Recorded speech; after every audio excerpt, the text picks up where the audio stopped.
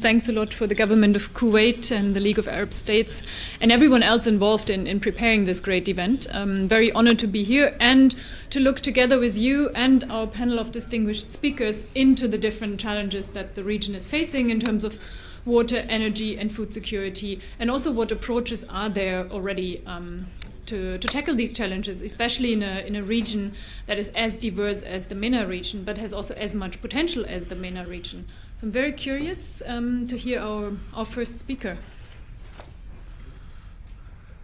المتحدث الأول الدكتور بشر إمام، وهو حاصل على درجة الدكتوراه من جامعة أريزونا في الووتر هيدرولوجي.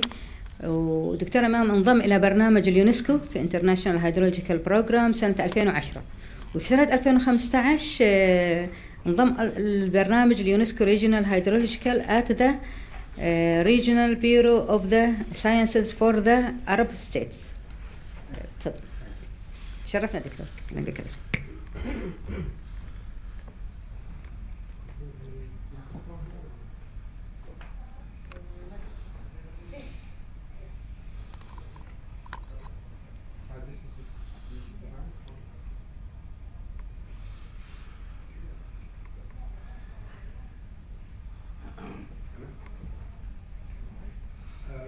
Thank you very much, Madam Chair. And let me start first by thanking the Ministry and the organizers of this wonderful meeting. And of course, the effort that went into organizing this meeting were great, and we all know it, and we felt it during the preparation. The issue of the water, energy, and food nexus is not new. We've been talking about it for a while. And in the past, early on, when just after I probably finished my postdoctoral practice, we were starting to talk about the water, energy, food nexus, and we talked about it in a way that is probably represented well in this diagram, in which we were saying there is energy, there is water, quantity, reservoir, process that happens, and this is better? Yes. Oh, there is energy, there is water, and there is food, and the way we were looking at the nexus was how much energy is needed for water, how much water is needed for food. Are there uses of food in energy, such as the biofuel, which is something that was very common in many countries, especially in the United States, in the Midwest, where it was basically a policy to encourage or to subsidize corn production. And we were looking at that, but if we now look at this diagram, which probably goes back 10 to 12 years ago, it is a diagram that represents the same mentality we had early on when we were using processes and systems and input and output to solve water problems, whereby we were running optimization model to meet demand or to maximize supply to meet certain demand. But I don't think this is the way we should, and I think the approach that is being promoted recently by the German Development Agency is the right approach, which is now we're talking about water, energy, food security measures. But how does that translate into a difference between looking at what we have here, which is also part of what we are talking about now, and how does the security concept get in there? Same thing, we have water, we have energy, and we have food. But at the same time, we're not just looking at water as a reservoir. We're talking about issues related to water. There's the issue of distribution of water. There is the issue of its availability. There is also the issue of its accessibility. How far is the source of water? Is it accessible to us? What are the processes that we need to access this water? Same thing goes for energy, but energy, we are talking more about something related to production of energy. We are producing energy. We are also distributing energy. We need network to distribute it. In cases we talk about environment, because our interaction, our production of energy may affect the environment, and we talk about the efficiency of producing energy, because it has a cost associated with producing energy, and it's also a resource that we have to use efficiently. Food, we talk about the quantity of food available, we talk about the quality of food available, and we need to talk about the provision of food and access. We still have interaction between these three components of the water, energy, food nexus. But at the same time, we also have natural systems. That's where the issue comes in. This issue of security comes in. Because now we have a climate system, we have a social system. The climate system, which has component, is its variability, it has its change, it has the trends that occur in it, the disasters, drought, floods, and all of that. We also have a social system. social system that has population change, growth. There is a change in consumption habit between people. There is a change in lifestyle. As our lifestyle changes, as our income changes, our consumption of certain issues will change. And I'm not talking only at the individual level, because we also can expand that to societies. And in fact, the lifestyle of society, or the quality of life of society, is far more determinant of the actual depletion of some of these resources that we may have. And the same thing, we also have the issue of governance. What are the social systems? What are the governing systems? What are the rules? What are the laws? What are the things that we use? These systems do exert pressures on these reservoirs, or these resources, renewable or non-renewable or whatever. So the pressure that is exerted of this system causes some of the changes in the relationship between these systems. So in a certain time, in certain years, you may see increased temperature in the summer. You are having more pressure on the energy system in certain areas. And at the same time, if it is hot, you will have more pressure on the water system. So there is the climate system where it comes in. Where is the security? Security then is deciding on identifying the fundamental words that are related to the word security, which are, number one, adequate. When we are talking about water or sanitation or things, we are talking about adequate. We are talking about sustainable, we are talking about accessible, and we are also talking about affordable.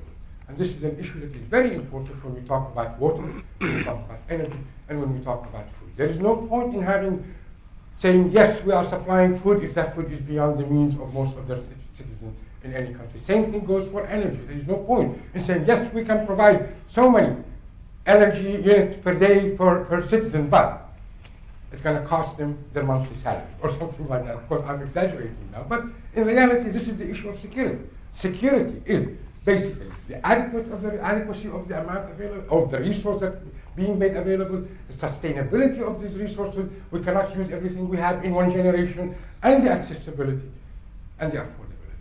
All of these basically get in the nexus, and then they are also provide feedback. When we think of the security concept, we also provide a feedback to the national system, because as we do that, we are changing the law, we are changing regulation, we are adapting new methods of producing energy that may reduce carbon, meaning that we are having a feedback to the climate, positive feedback, or if we need more energy, sometimes we increase that, end up having a negative feedback to the environment. So when we talk about the challenges for water, energy, and food nexus in the Arab region, that's where I like to start thinking of those challenges from this point of view: the adequacy, the availability, the accessibility, and the sustainability.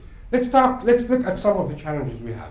First of all, we have population increase that we've heard not only in this particular lecture, but we've heard it in many lectures being repeated. Our population may reach by 2030 500 million. That's a big population. For a resource-starved region, it is a big population. And it is part of the social system that we said it pressuring the natural system, and is exerting pressure on our food, water, and energy supply. We also have a decrease of freshwater availability. We have rapid urbanization, because when the population is distributed, its footprint is different than the footprint of the population when it is living in a megacity. The environmental, the ecological footprint of a population in a megacity is larger definitely than the population of the same population distributed but living in a little bit better coexistence with the natural system and the ecosystem around it. We also have high vulnerability to food crisis.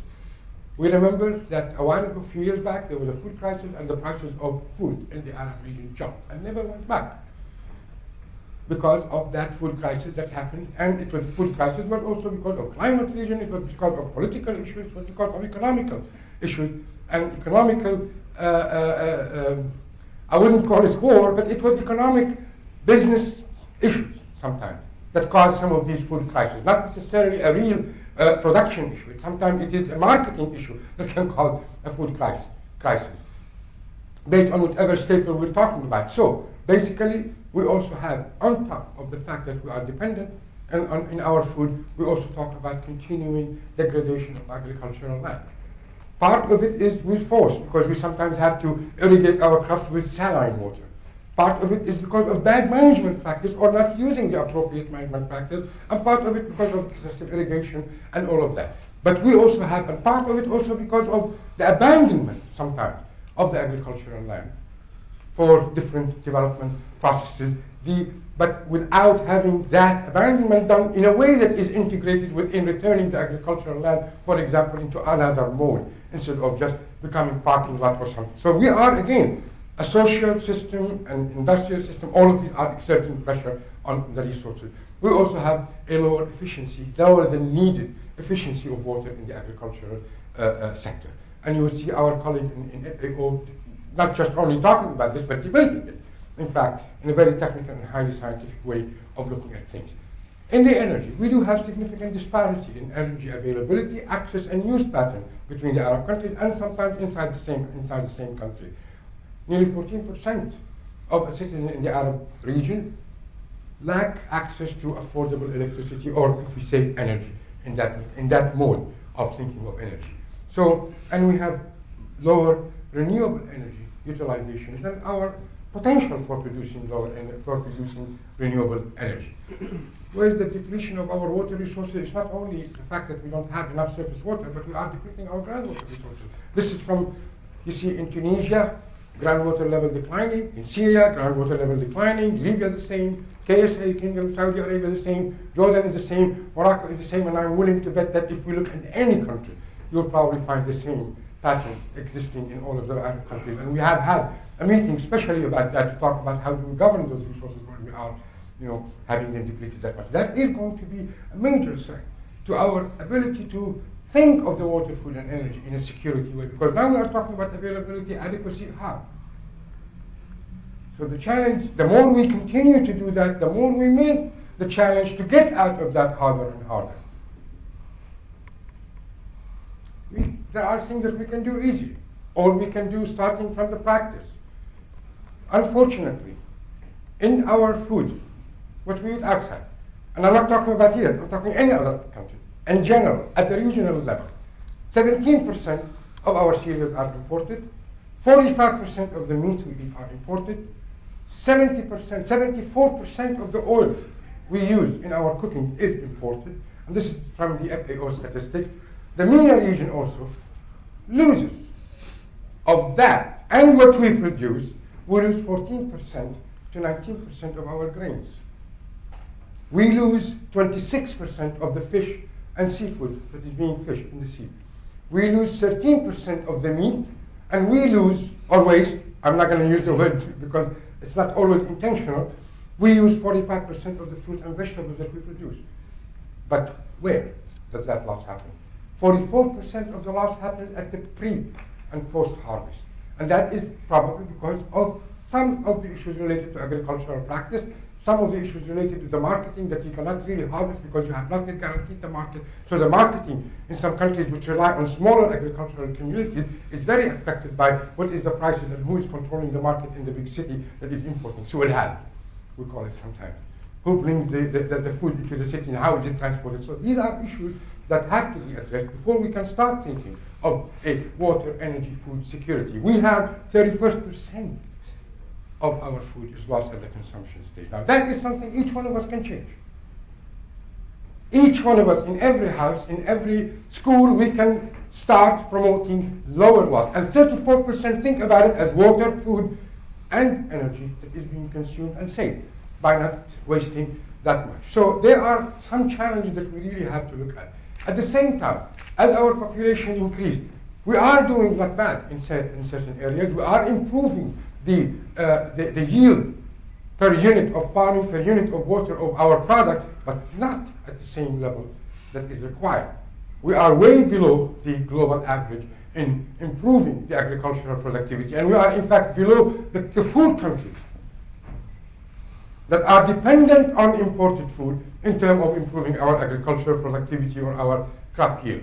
If we look at the energy, definitely some of our countries have a very heavy energy footprint and use.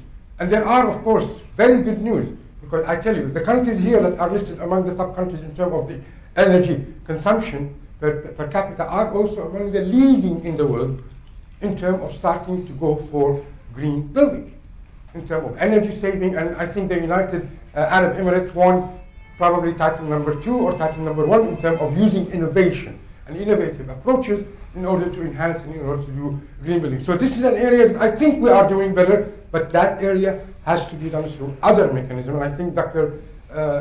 Zubari will tell us more about some of these approaches that will have to be used in order to improve our energy. So we also have some issues regarding the institutional fragmentation. Our institutions are not always talking to each other when we are talking about the water, energy, food. In many times, institutions related to water, they're not talking to each other as well as they are. They're not integrated. Institutions that are dealing with the energy themselves, they are not even talking to each other as well. Or even if they are, the way things are related within these institutions is not allowing that integrated full view of how we need to handle these resources. And this is an issue that we need to also look into. So there are overlapping missions issues, there are resource disjunction, there are reduced impact. When you don't have these institutions talking to each other, whether at the horizontal or vertical level, no matter how much you try to take in stakeholder input, these stakeholder input are not going to be as effective as if you have those institutions and those entities talking to each other and working together. Well, I'm not going to talk too much about this issue, but some of the issues have been addressed very well with support from ESQA, from GIZ, from other agencies concerning the development of the Arab Strategic Framework for Sustainable Development. The Arab Strategic Framework for Sustainable Development is the first document I have seen, even in its draft form, in which it looked at the issues, even the climate change issue, the water challenges, from the point of view saying all of these issues have to be addressed from the point of view of the nexus security. And we saw the difference between the word nexus and nexus security. Towards security, a huge difference between just saying nexus, meaning that, yes, I'm going to look at the interaction between these components, and nexus security, yes, I'm going to do so for the sole objective of guaranteeing affordability, guaranteeing accessibility, guaranteeing sustainability, or ensuring or working toward these. So the strategy, talk about secure energy, talk about food security, and talk about water security. Each one of those has its own component, and how is that going to be done in terms of encouraging integrated water resources management. For example, in the energy security, we're talking about diversifying sources of energy, supporting energy, working on energy saving, introduction of introducing energy saving awareness. And I believe also GIZ has introduced a framework for how the government agencies and within the entire region, the entire League of Arab States has to work in that. That is going to hopefully also influence the final version of the strategy and how it is going to work in terms of how we can talk about the Arab integration as we are talking about as the main theme for this conference, which is going to be very important. It's not only in this. If you look at the groundwater, for example, we have Arab countries that are sharing groundwater aquifer, and these groundwater aquifers have to be managed and approached jointly between the Arab countries. There has to be shared management, there has to be shared approach within those. Same thing when we talk about the food security, there are some aspects within the Arab strategy for sustainable development that started to look at food security within the frame of water, energy, and food nexus. A colleague, a very esteemed and respected colleague of mine, always like to think of from a water-centric approach. So he puts the slide that says, yes, we have to do all of that within sustainable development, but water is the axle of the wheel. When you look at it is to an extent it does to an extent affect all our ability to accomplish all other sustainable development goals. Some of them are very directly linked to it, but some of them, and the issue is not linked to water only. They are linked to how well we do in accomplishing the sustainable development goals on water. It's not the water per se, the water itself is a wheel, but for the sustainable development, how well we do on sanitation, on integrated water resources management, on management of shared water resources will affect how we are also going to do well on the issues related to energy, on the issues related to food security, and on the issues that we talk about health and other things. But if we go back and talk about water or energy or any sector, we have, of these three sectors, we go back to the major part of the crisis, which was mentioned in a report I think some of the colleagues who are here have participated in authoring that report. It's a very important report from the UNDP, which talks about water governance. And the crisis of water really, for many countries, is a crisis of governance. There are gaps in the governance that we need to address, and these gaps could go from the gap of policy gaps, we have accountability gaps, in certain, I'm not just talking about water here, but the issue of governance. Funding gaps, because you cannot establish governance without really having appropriate funding for some of the processes involved in it. And the capacity. Many of us confuse governance with management. And we have to start talking about that. I think I have only some guidelines. We always have some guidelines about how to approach governance from a good governance. What are the main elements and components of good governance?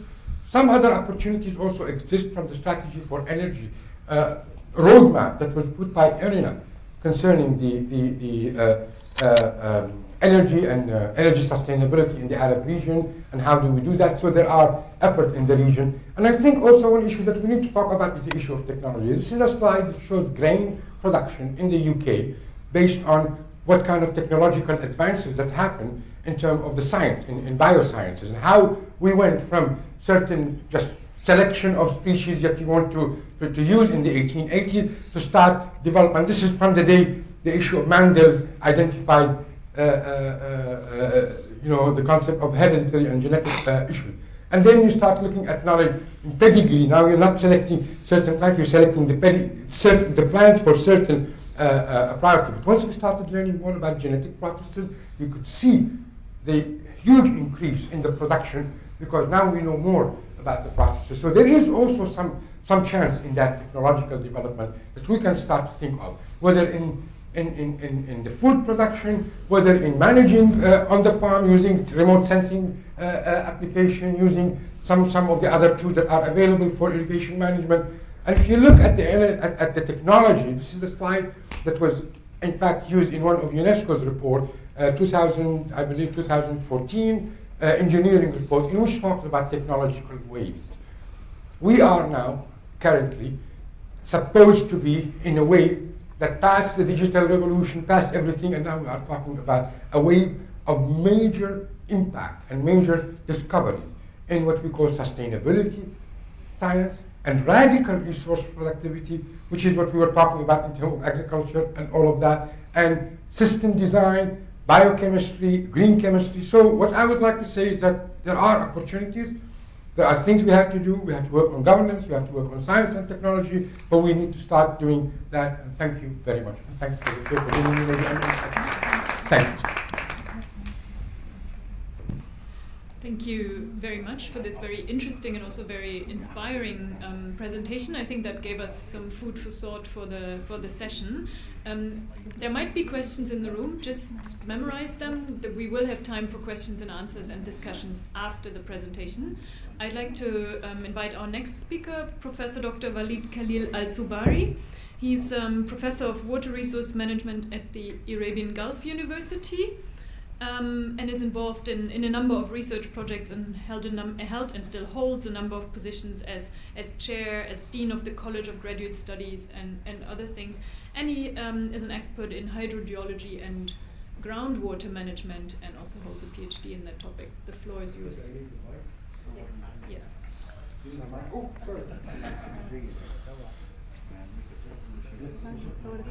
sorry.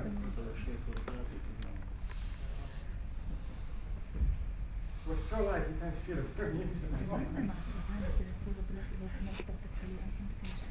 Is it on?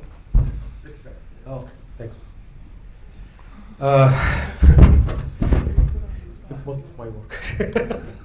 So it's going to be easy for me to present. I'm going to make it short. I'd like also to thank the organizers for this kind invitation. And I'll try to complement what Dr. Imam has done. My presentation is trying to take you into, very quickly through the water, energy, food nexus in the region and the critical issues. And what should we do next? I mean, okay, now we understand. We understand that we need to work the nexus in our thinking, or have the nexus thinking and perspective in our work. but where to start? And this is always the question when you go to a decision maker. He says, I am convinced I have to apply the nexus, but where do we start? So what we have done in this work is that through a project that has been, for the Arab League, funded by the German Corporation, many people we have worked together are already here. We have developed 6 policy briefs to tell the decision makers how to move in the nexus, step by step, and to educate them about the nexus first, and then to tell them that to move to a nexus thinking, you have to go and analyze your governance system and see what are the gaps, look at the critical relationships, see where are the energies, the synergies, see what are the trade-offs, and so on and so on.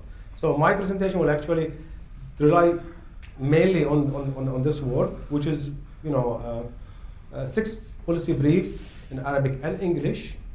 They are available on the internet if you want. I have also a copy of them. Anybody would like to have a copy of them, he can download them and he can just ask me, I'll send it to them.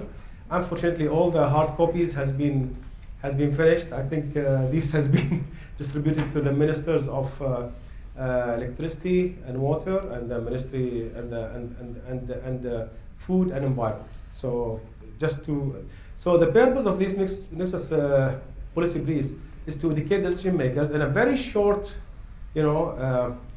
document to the what should be done in terms of moving from the sectoral thinking to the nexus or integrated nexus thinking. And this is what I'm going to be presenting now, in a very quick way. I think Bish has done a very good job introducing this subject. I think probably we are, the water, energy, food security or sectors are so strongly interlinked in our region that I think it is one of the most nexus-linked region in the world that we are having. But unfortunately, this is not always recognized in our planning and management. So you can see that the water sector is going on with its plans, the agricultural or food sector is going on with its plan, and the energy sector is going on without looking at the trade-offs or the risks they pose on each other. And this has to be changed into more nexus thinking. These interdependencies that we are having are increasing actually with time. They are not relaxing. They are actually intensifying with time for a number of reasons. I have put the economic growth, the population growth, and the need for more resources, and the consumption patterns. We have very unsustainable consumption patterns, prevailing in many countries in the Arab world, especially this part. We have also low management efficiencies. We have a lot of losses even before the consumption. The water that goes to the people, we have something like 30% of it lost even before it goes there. So you cannot say that this is an efficiency in water use, but it's also an efficiency in water supply. So we have to look at that. And probably one of the scariest things that we are having is the climate change. That all the studies that we are showing that this part will be more highly affected by the impacts of climate change. So any action in one area will have an impact on the other. We have to be very careful in managing these resources. With those strong interlinkages, of course, there will be also strong risks and high risk among each other, because you are also living in a world of diminishing resources with time, and this is very dangerous. And we still have some countries in the region who don't have a lot of water resources, but still they are thinking about food self-sufficiency.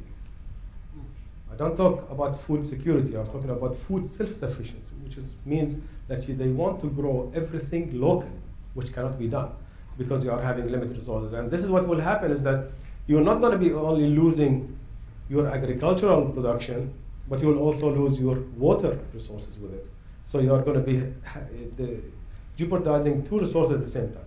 So there is an urgent need for our nexus thinking, and to, of course, building synergies and minimizing our trade-offs. And we have found that all the things that the Nexus thinking is advocating for, actually they serve our SDGs, they serve our commitment in the NDCs and so on, so on, so on. But this, as I said, this is easier said than done.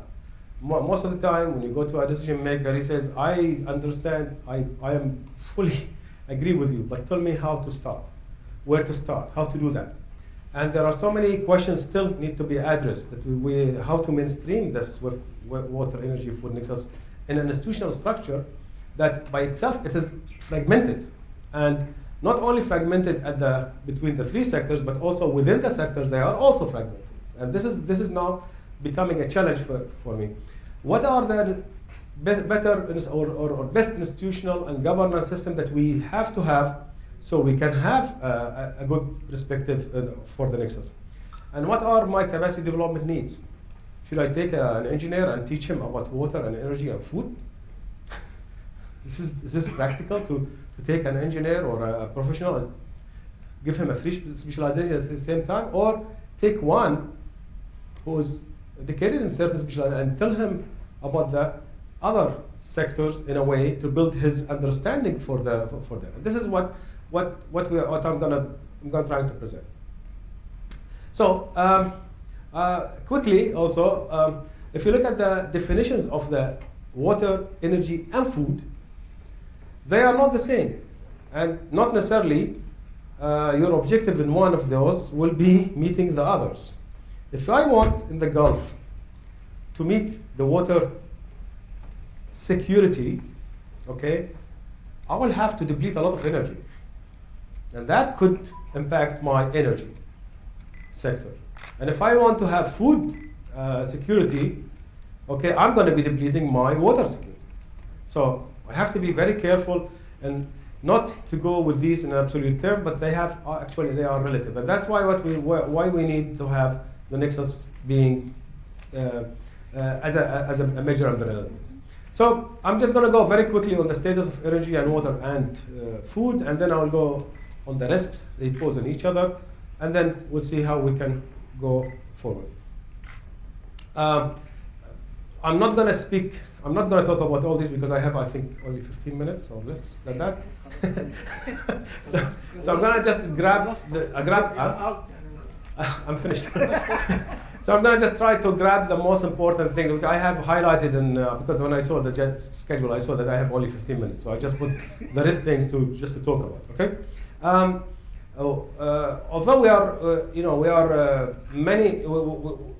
we have the energy represent 40% of our region GDP. It's very important. Most of the oil reserves, gas reserves are in our region, and that's we know.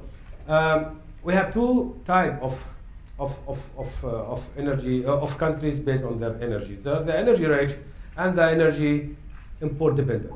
But if you go to the energy rich countries, you will find that they have one of the highest and fastest growth rate in per capita energy consumption. And this is very dangerous because you are depleting your energy resources internally, and this means that your opportunity cost in selling that oil or energy is becoming less and less, which is going to be impacting your income. The other issue that for the energy import dependent countries, 40% of the region poor have no access to modern energy service. So you see the discrepancy between the two. There is a huge heterogeneity between the two. If you look at this graph, the total per capita energy consumption, you'll find that those countries, okay, Qatar, Bahrain, Saudi Arabia, GCC, are consuming very, very high energy compared to the others. Now, we understand that this is because we are living in a hot climate and so on and so on, but when you go and look at the energy efficiency and energy utilization, you'll find there is a lot of room to really reduce that consumption. Now we come to the issue of decoupling our energy consumption from our economic growth. This is another issue that most of the advanced countries are trying to decouple their energy consumption from their economic growth. So the GDP curve is going in one direction and the energy consumption becoming less and less in time. So they don't go on the same line. In our case, it's actually more. So it is highly intense, economy, and we have not succeeded in doing anything about this, for a long time. And every time RICRI produce one report after another, we are just continuing in the same direction. This is also a worrying thing because we depend on energy a lot in our economic growth. And when you go to the water sector, I don't think I have to, expand a lot because you are all coming from the water tribe. So, you understand the situation. You understand that we are having the lowest per capita water consumption, fresh water availability in the world. It is reducing with time because we are having population growth is very high. You understand that we depend on, and this is what in the opening ceremony, that we are having more than 60% of our water resources are coming from outside regions without any conventions and without any agreement. Iraq and Syria, they don't have agreement with Turkey to have the water. The same thing for the Nile. There's a lot of disputes are happening, and we have also the Palestinians and some of the Syrians, some of the Lebanese are deprived from their water resources because of occupation. And this is another story that we have to look at. And we are resorting to desalination to meet our water needs in many parts of the world, especially this part. But desalination is energy intensive, financially intensive also, and it has a lot of environmental externalities in terms of emissions and in terms of seawater or marine pollution. Now, how can we meet our NDCs and we are emitting these? This is now the issue that we have to look at. In the food sector, all the reports are saying that we have made a major progress in food security. This is the AOAD reports from Sudan. Of course, we cannot talk about the countries who are having civil war like Iraq and Syria and Yemen, but the majority of the countries have very good progress in food security. But we still have over 30% of our population living in conditions classified as poor, and they are in hunger. So this is one of the issues that global hunger index, 3 countries serious and 3 countries alarming. What makes it really, more related than it, that you have something like 85% of your water resources going to the agricultural sector, but where the agricultural sector is having the lowest efficiency in water use. So if you can focus on that sector and increasing the efficiency of it, you will save a lot of water. And that's, what we are trying to push for that. But it's hard because you are dealing with farmers, you are dealing with lobbyists, and so on and so on. My friend Imam Bashir talked about the post-harvest losses. There are some significant losses in our post-harvesting processes, and in the wheat, 40% of our wheat don't reach the market. It's lost. It's تعفن because of the post-harvest processes and efficiency in these. And if we just save that, and when you lose all this amount of food, not because of the consumption, just because of the post-harvest, imagine how much water and energy has been spent on those, and you will see that saving a ton of wheat will save you a lot of water and a lot of energy. And that's that makes us think again. If you look at the Food Security Risk Index for 2013, you will find that some countries are okay, like the GCC, because they have the power to buy and import food, but a lot of other countries are not. Okay, now we go very fast in the dynamics. I'll try just to pick certain issues here and there. If you look at the water energy nexus, of course, the risks of the water on the risk of energy sector on the water sector are more than the other way around. It is more skewed toward to the energy impact on the water. And I don't have to say that without energy, without electricity, you will not be having the water cycle functioning. But I would like you to look at the pricing down there of the seawater desalination and the pricing of groundwater. You can see the huge difference between two.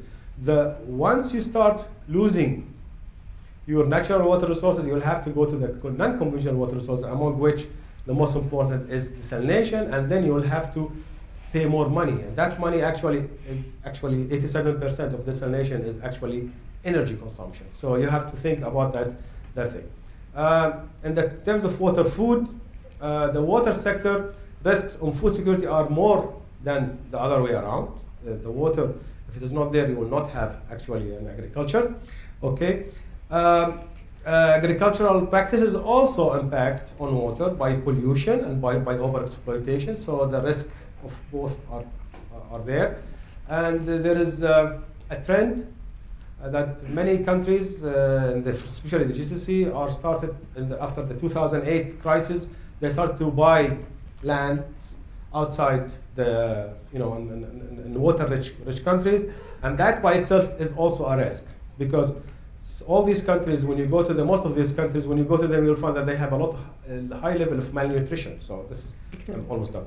Okay, I'm going to go just one on each side, just one word or two. You'll find that there is a relationship, very strong relationship between the food prices and the oil prices.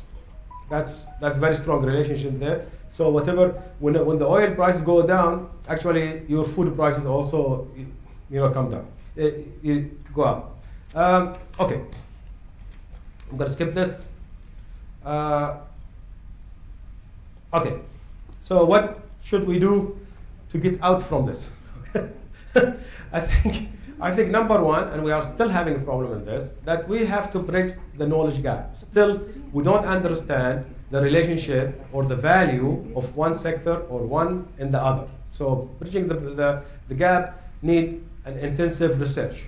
This is one of the papers that we have just published in the water energy food nexus, that how much energy is being spent inside the water. So I have to understand first how much and where is it and where I can find opportunity to minimize. By the way, there is a new book that just been published on the Arab region on the water energy food nexus, just in 2018. And this is one thing, that we have to know the relationship very well, and we have to have, as scientists, researchers, we have to focus on this type of work. So we have to understand, we have to quantify, we have to identify and analyze interaction and trade-offs and look for opportunities. The other thing is that the institutional structures in many Arab countries is not conducive for water energy food nexus thinking. You have each ministry doing its own on its own, and they don't coordinate. Now, we are not looking at physical structure. You don't want to change all these and make it physical. You can have only a soft structure. That can work. But a coordination has to be there.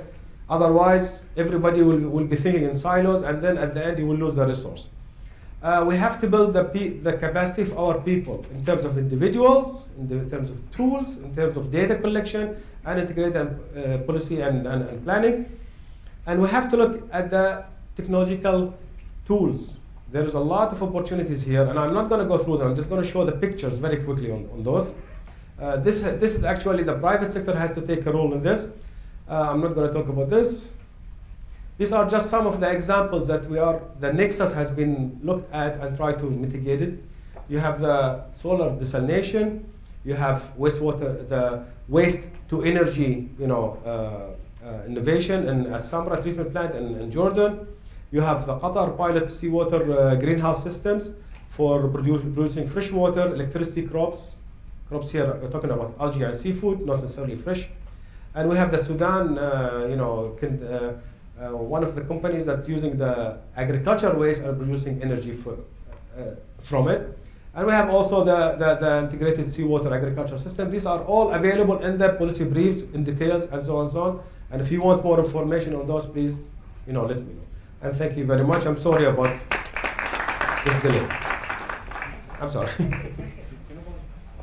Thank you very much also for this very interesting presentation. I'm sure there'll be lots of questions, discussions afterwards, but let's move directly to the next speaker so that we do have some room for discussion in the end. I'd like to invite Dr. Khalid Abu Said to the stage. He's the Regional Water Resources Director at the Center for Environment and Development for the Arab Region, IDARA. He's also a renowned expert in water resources management and civil engineering with his degrees gained in the United States. The floor is yours, please.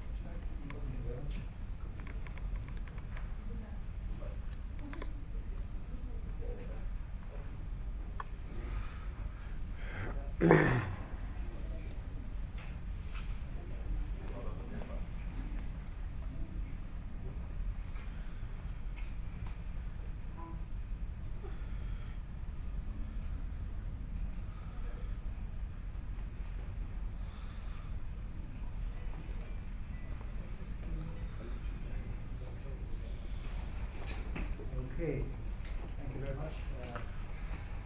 And I would like to take this opportunity to also thank the Ministry of Water and Electricity in Kuwait for the wonderful organization of this conference and for inviting us to this session on water, energy, food security nexus in the Arab region.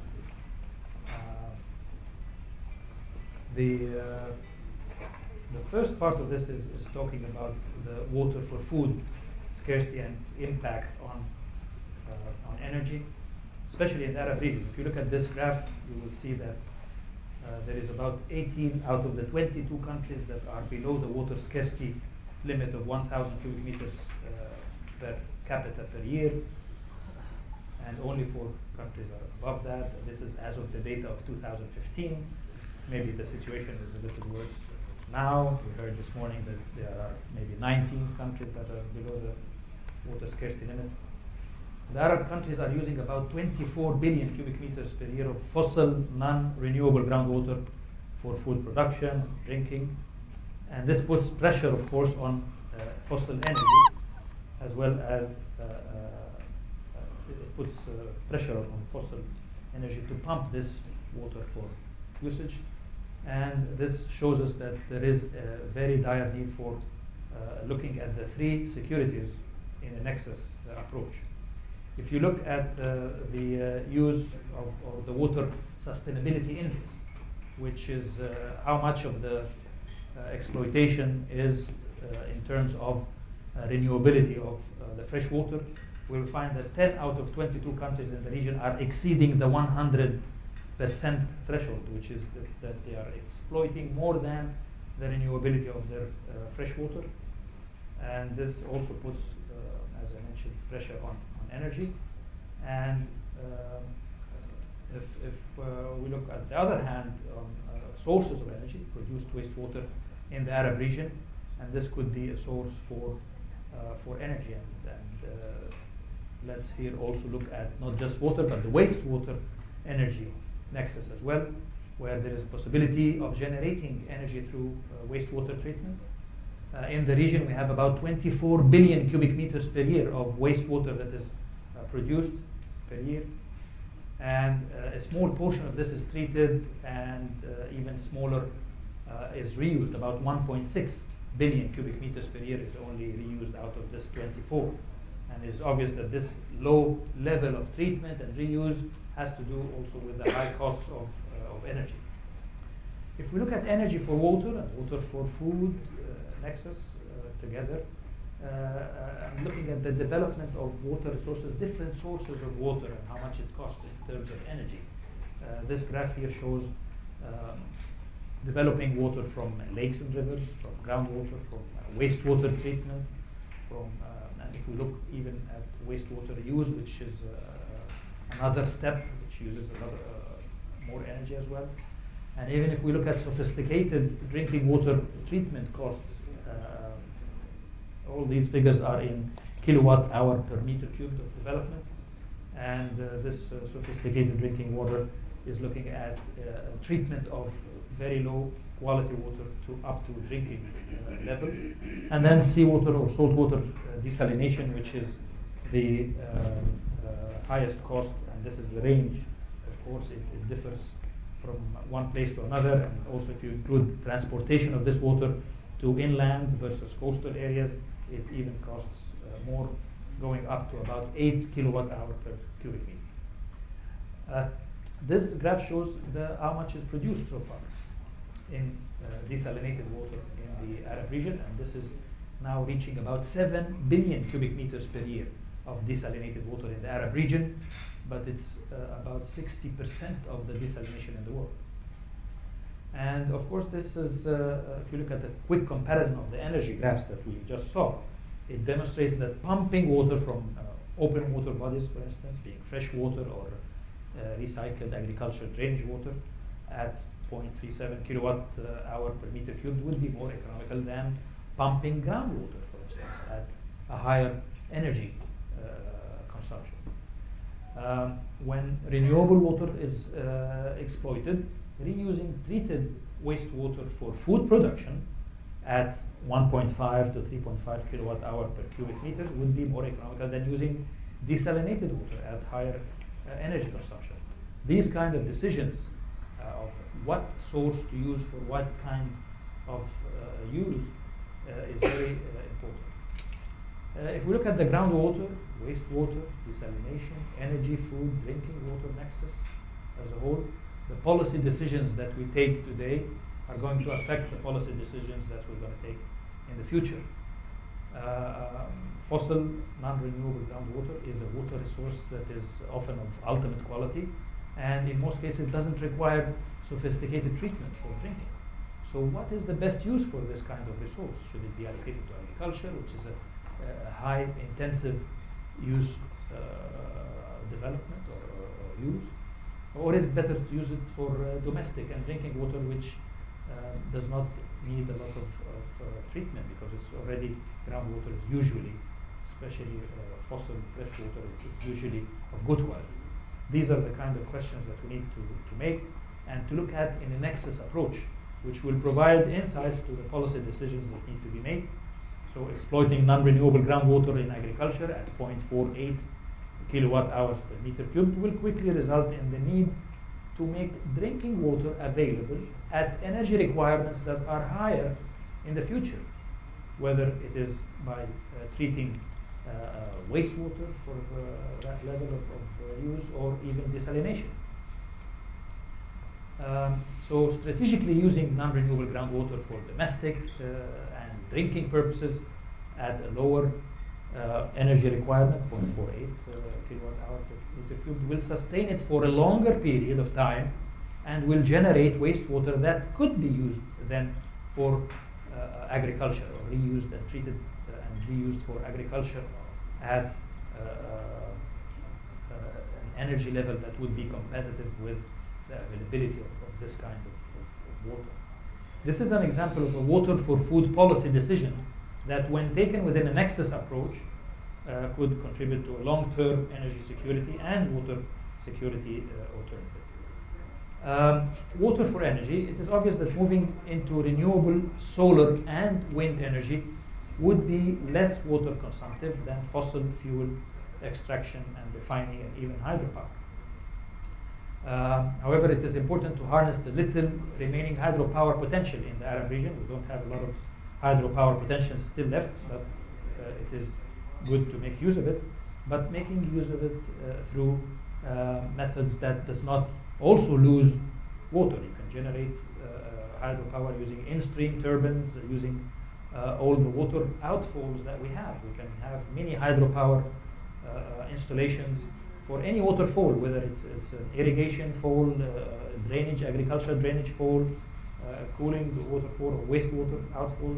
All these potentials could be used for mini hydropower installation. This is a graph showing the potential of hydropower in the Arab countries that is still remaining, and how much is installed and how much is still a potential. But this brings us to the issue of the transboundary dimension of water, energy, food nexus, and this is an important issue as well, especially when we look at the Arab region. 60% of the renewable fresh surface water comes from outside of the region, and therefore we have to look at this also nexus in a transboundary dimension. An upstream infrastructure that may ensure energy security for an upstream country may not only affect energy security downstream, but also food security. And let me quickly give you an example of the Grand Ethiopian Renaissance Dam, and this is a study that we made in Sedari, looking at the impact on Sudan and Egypt. And this is a transboundary water, energy, food security nexus case. This is the picture of the dam on the Blue Nile. And this shows the impact. The green line shows the water levels in the High Aswan Dam in Egypt, which is under an agreement between Egypt and Sudan to use certain shares for Egypt and Sudan downstream. And the blue line is the line after the construction, one of the scenarios for the levels in the High Aswan Dam after the construction of the Ethiopian dam. And here it looks at these bottom lines The red line is the water level in the highest one dam, the dead storage level. So if the water level goes below this red line, then Egypt and Sudan could not get the water shares. And here it shows that there are reductions in their shares at these dips, 3 dips in a simulation of 100 years of the historical flows of the Blue Nile. And this here will result in something like this. You are generating hydropower through this new dam in Ethiopia, but you are consuming water from evaporation losses through this dam, but you're generating energy. And on the other hand, the water energy food in Sudan and the water energy food in Egypt, the water shares 18.5 billion cubic meters per year, 55.5 billion cubic meters per year. This is the energy produced from the system downstream the Blue Nile in Sudan and in Egypt in gigawatt hour per year. This is the food production in million tons in Sudan and in Egypt. And after the construction of the dam and operation, this scenario shows that there will be a reduction in the water, energy, and food in Sudan and Egypt, whereas you have an increase in energy production in Ethiopia. So this shows you that you have to look at also the transboundary impact of the nexus issue of water, energy, and food. And that hydropower installations, even if they pass water, but there may be associated usages of water through evaporation losses and others that may be affecting the water downstream and the food production downstream. And this tells us that there has to be some joint consultation on these kinds of projects before they are done. This is a map showing the Euphrates River Basin as well, which is shared by 3 countries, and it also shows the potential, but unfortunately you will find that the hydropower potential is calculated separately, and it is not done in an integrated manner, where if you do it in one country, it may affect the other as well. The other thing is the water savings, the water energy savings. There has been mention on the irrigation water efficiency, and that it is low, and we need to improve it, and to save water and all that. But we also have to look at it from a nexus approach, because it is there is a difference between looking at the on-farm irrigation efficiency and the overall water use efficiency. The water that may be lost from a farm may be recycled and reused again in another farm. Therefore, we have to look at the overall efficiency. If we change this in a particular case, for instance, the surface water irrigation to a drip irrigation, you will need energy and power to do that. Pressurized system will need more energy. You will save water, but you will use more energy. Would it be better to do this, or to maybe use the recycled water and use that again one more time? So we have to look at the picture as a whole in a nexus approach in order to address these kinds of issues, because high energy use is needed to achieve higher water savings. This is a diagram that we have for the overall water efficiency, where we take the reuse and recycling also into consideration. And it would be very expensive and energy intensive, and for some countries practically impossible if we move to another part, which is the virtual water imports. It is impossible for the Arab countries to be food self-sufficient, as it was mentioned earlier, because they will need to have a lot of water to produce their food, and also a lot of energy. We will need about 1,700 gigawatt hour per year to produce our food using desalination if we were to create more water. And these graphs here show how much water are we importing in terms of food in the Arab countries, in the 22 Arab countries. And this amounts to about 288 billion cubic meters per year of virtual water imports in food. These are the different things that the Arab region are importing, and this is in terms of billion cubic meters of water, and the total is about 288 billion. We're exporting some, but also over the years from 2012 to 2015, the exports in terms of water have reduced, and this also describes the water shortage in the region. Some of the food is produced with green water, which is rain-fed agriculture, and this consumes less energy. But it, of course, a smaller amount because we don't have a lot of rain in the Arab region. 98 billion cubic meters per year are feeding into rain-fed agriculture in the Arab region versus 190 billion cubic meters per year in irrigated agriculture. But it's a less energy consumptive use, so I think we need to be moving also to making use of whatever available green water for food production in the region. And the last part is about also the food wastage. It was mentioned in earlier presentations, but this is a graph showing the food wastages in fruits and vegetables, roots and tuber crops, cereals and others, and in the different stages in the agriculture production, post-harvesting, processing, packaging, distribution, and even consumption at the table. And this amounts to about 80 million tons, which if you translate it into water, it's about 50 billion cubic meters per year. This is a rough estimate of how much this food wastage is in terms of virtual water, and it's about 50 billion cubic meters per year. In conclusion, I want to say that policy decisions to be made in any of the water security, energy security, or food security fields should not be done in isolation, but rather within a nexus approach. And the water energy food nexus should consider the fit for purpose water use. What type of water should we use for what kind of use? The long-term implications of using fossil reserves, the transboundary dimension of the water energy food nexus is important. The green water comparative advantage for food production is important. And the optimization of virtual water trade and the measures needed to reduce food wastage, water wastage, and energy wastage is important. And the trade-offs between increasing water use efficiency and increasing water recycling and the corresponding energy needs need to be studied. Thank you very much.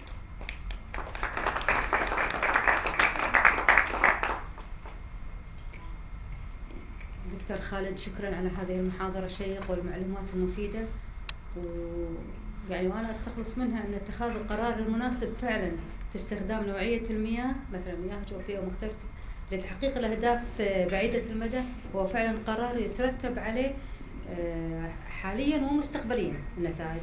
وكذلك هي طبعا الموضوع الجديد وهو المياه الافتراضية والغذاء يمكن يتطلب الدراسة والتركيز عليه في يعني يمكن حتى احنا عندنا في الكويت. أشكرك جدا دكتور خالد.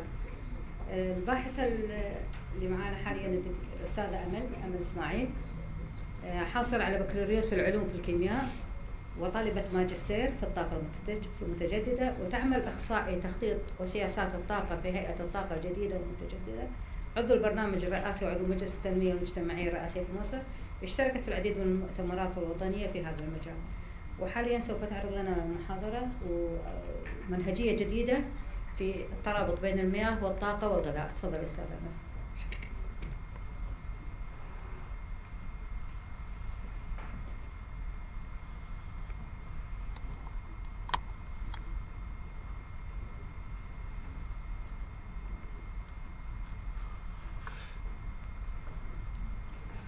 مساء الخير جميعا.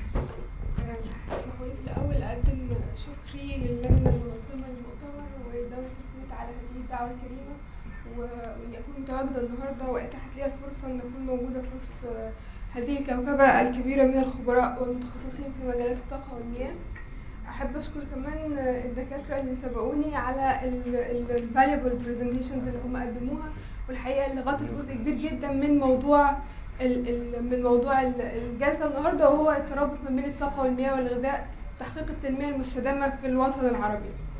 لو احنا اتكلمنا مبدئيا على ايه هي التنمية المستدامة او 17 هدف اللي حددتهم الأمم المتحدة للتنمية المستدامة، هنلاقي انه الطاقة والمياه والغذاء 3 أهداف و3 محاور رئيسية مهمة جدا من هذه الأهداف، ولكنها بترتبط ارتباط وثيق بشكل او بآخر بتحقيق باقي أهداف التنمية المستدامة.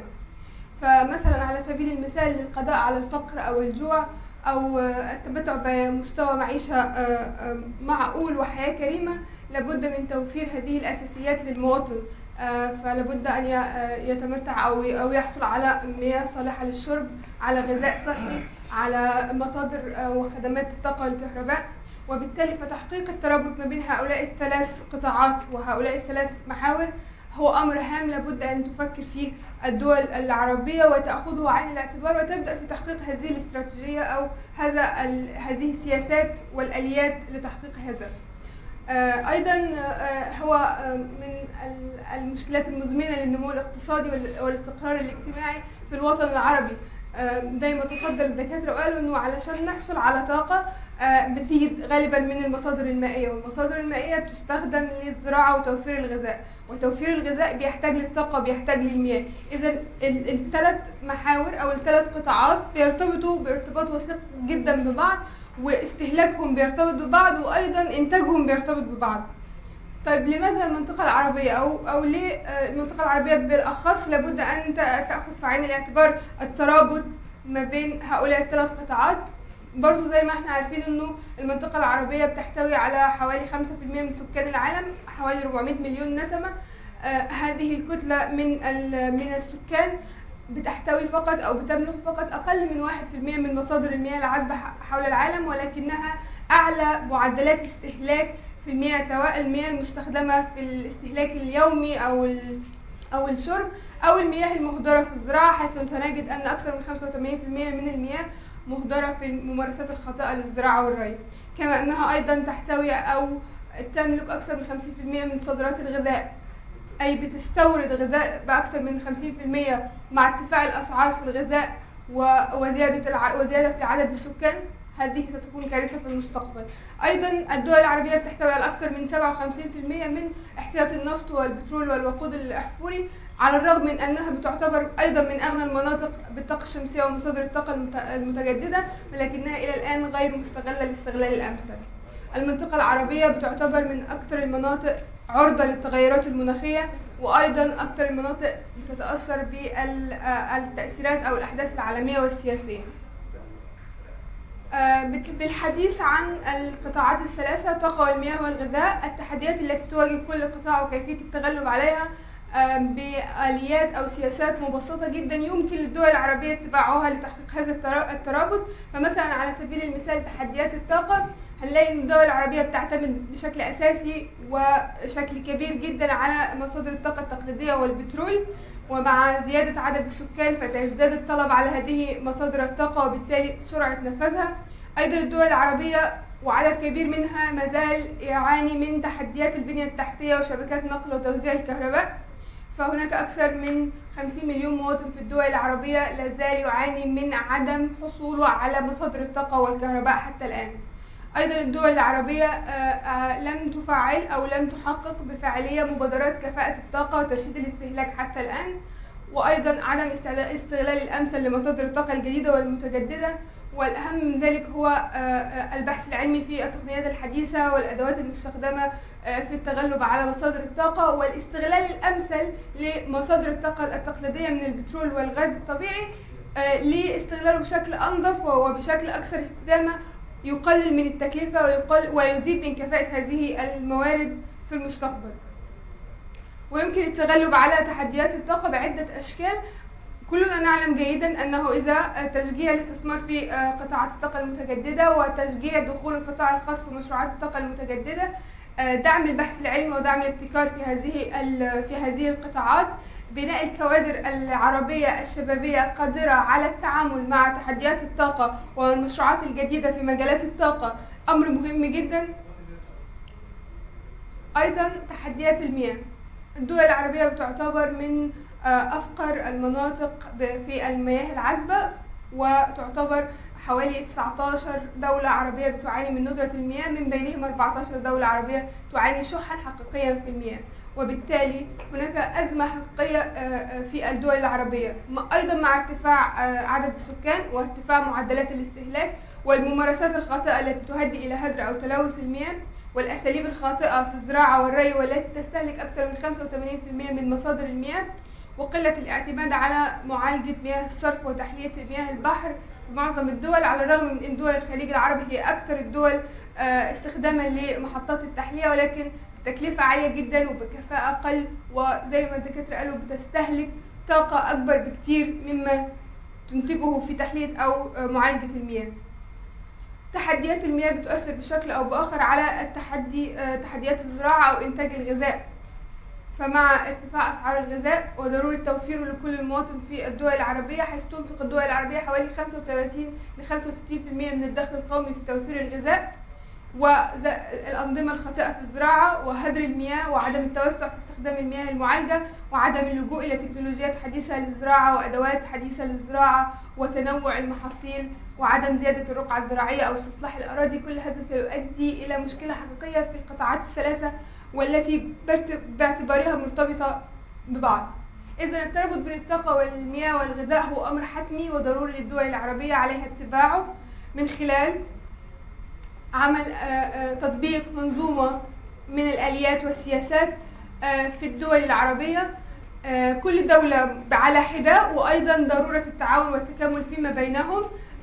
احنا عندنا جامعة الدول العربية، عندنا مجلس التعاون الخليجي، عندنا غيرها من المنظمات والهيئات اللي بتجمع الدول العربية، ولكن في هذا السياق ما عندناش مثلا مجلس للطاقة المستدامة أو مجلس أعلى للطاقة والمياه والغذاء يضع السياسات ويضع الآليات ويضع الاستراتيجيات الخاصة بتحقيق هذا الترابط ما بين الدول العربية وبعضها، ويلزم كل دولة من المشتركين في هذا المجلس تحقيق هذا الترابط ووضعه في استراتيجية الطاقة أو استراتيجية التنمية المستدامة الخاصة به.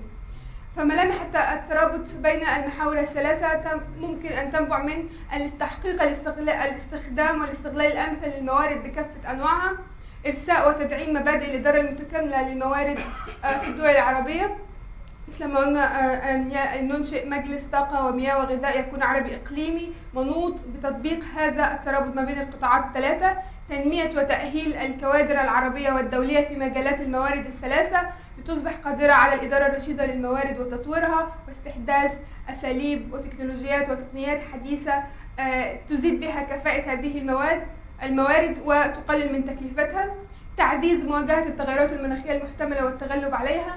الدول العربية من أكثر المناطق عرضة للتغيرات المناخية بسبب الممارسات الخاطئة وزيادة انبعاث غاز ثاني أكسيد الكربون من المصانع وخلافه، وبالتالي لابد أن تكون لها استراتيجية واضحة للتغلب على هذه التغيرات المناخية.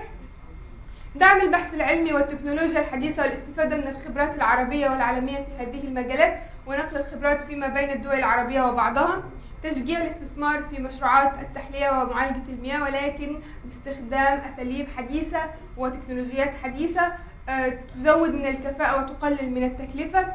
وزيادة الاستثمار في مشروعات الطاقة المتجددة سواء طاقة شمسية أو طاقة الرياح من خلال إجراء الدراسات على أفضل الأماكن لإقامة تلك المشروعات وتحديد المشروع المناسب لتلك الأماكن. أيضا تعظيم الاستفادة منها، وكذلك الزراعة المعتمدة على التقنيات الحديثة في الري وتنوع المحاصيل و يعني الحصول على إنتاجية أعلى للفدان أو للأراضي الزراعية وتنوع المحاصيل. هذه الدراسة تستخلص إلى عدد من التوصيات، من بينها زيادة فاعلية استخدام عائدات النفط والغاز باعتبارها المورد الأساسي في الوطن العربي والمعتمد عليه اعتمادا كليا في توفير مصادر الطاقة، وذلك لتنويع اقتصادات المنطقة وتحريرها من استمرار الاعتماد على أنواع الوقود الأحفوري وإدارة العرض والطلب المحليين على الطاقة. أيضا على صنيع سياسات إصلاح آليات تسعير الغاز وتسعير الطاقة والمنتجات الطاقة ذات الصلة بطريقة تدفع للتحول إلى نظام طاقة مستدام، حيث يمكن أن يكون للغاز دور أعظم في تحول الطاقة العربي والتنمية الاقتصادية في المستقبل. أيضا إرساء العوامل الملائمة لمساهمة القطاع الخاص في استثمارات البنية التحتية لإمدادات الطاقة، ووضع السياسات والأطر والاستراتيجيات الواضحة والمحددة لهذا الاستثمار. التوقف التدريجي لدعم أسعار الطاقة وإصلاح سياسات تسعيرها من أجل تحفيز الانتشار السريع لكفاءة الطاقة وتكنولوجيات الطاقة المتجددة. أيضا على الدول العربية وضع استراتيجيات وطنية لكفاءة الطاقة ذات أهداف محددة كمية وتدابير وسياسات داعمة، وعلى الحكومات كذلك العمل على نشر الوعي وتقديم الحوافز لتشجيع اعتماد تكنولوجيات وممارسات كفاءة الطاقة. تشجيع تكنولوجيات الطاقة المستدامة المتطورة كوسيلة لتحقيق قفزة اقتصادية وتنمية، ودعم الابتكار في عالم الأعمال وتصنيع البرامج والأجهزة والعمل على انتشارها الواسع في المنطقة العربية. أيضا في مجال الزراعة يجب استخدام أنظمة ري حديثة ذات كفاءة عالية للمحافظة على المياه، واستخدام أدوات الزراعة حديثة لتنوع المحاصيل وزيادة إنتاجيتها. كذلك يجب التوسع في محطات المعالجة ومحطات التحلية واستخدام هذه المحطات في الري، وكذلك يعني تكثير وتكثيف البحث عن المياه الجوفية واستخراجها. فسنجد أن هناك حاجة ماسة جدا لإحداث تحول جذري في سياسات القطاعات الثلاثة: الطاقة والمياه والغذاء، من إدارة العرض إلى كفاءة استخدام الموارد وإدارة الطلب. ويجب التحول إلى أنماط استهلاكية مستدامة وتطبيق السياسات والتشريعات والأدوات الاقتصادية لضمان تلبية الاحتياجات الأساسية بأسعار مدعومة. ولذلك لابد من تحقيق مبدأ الإدارة المتكاملة للموارد لتحقيق أفضل النتائج وضمان استدامتها، حيث أن تطبيق منهج الترابط ما بين الطاقة والمياه والغذاء في المنطقة العربية يمكنه أن يسهم بشكل كبير في تحقيق أهداف التنمية المستدامة والتزامات الدول العربية في تحقيق اقتصاد منخفض الكربون وكفاءة في استخدام الموارد، وبالتالي نمو اقتصادي مزدهر ومستقبل أفضل في الدول العربية. شكرا جدا. شكرا أستاذة أمل، بحث جميل ومركز على فعلا الاستغلال الأمثل لموارد المياه والطاقة لتحقيق التنمية المستدامة. الباحث دكتور إسلام صبري، أنت تخرج منها، أخذ الهندسة المدنية في عام 2006 ثم التحق في معهد البحوث الموارد المائية وحصل على درجتي الماجستير والدكتوراه في الهندسة المدنية من ألمانيا. تركزت أبحاثه على دراسات السيول. فتفضل دكتور.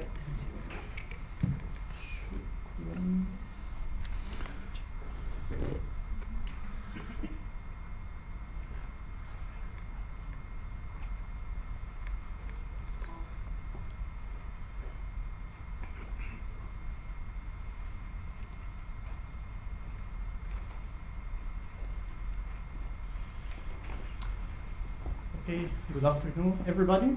Thank you very much for hosting me here with you, and I'm going to present you one of the case studies. We have learned a lot from our professors about the water, food, energy nexus.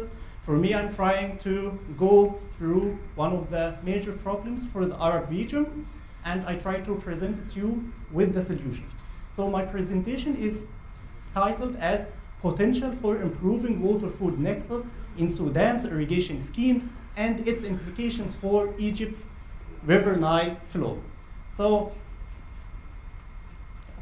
this is the outline of my presentation. I go through introduction, study area, methods and material, results, and I will end with conclusion and recommendations. So let's start.